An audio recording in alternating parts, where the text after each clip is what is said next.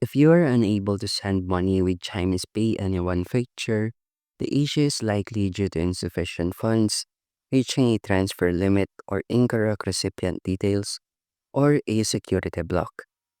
This is how you can troubleshoot and fix the issue. Check your Chime checking account balance.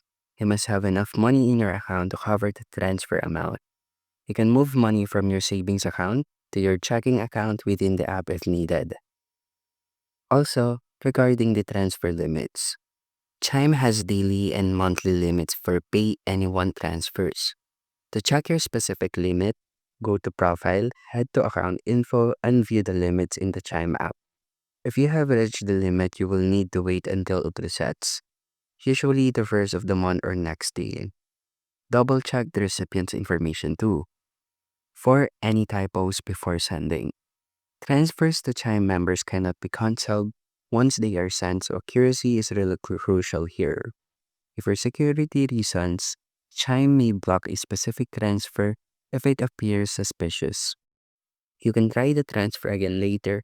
If the activity continues to appear suspicious, the block may remain. And that's how you can fix if your Chime can't send money. Thank you for listening.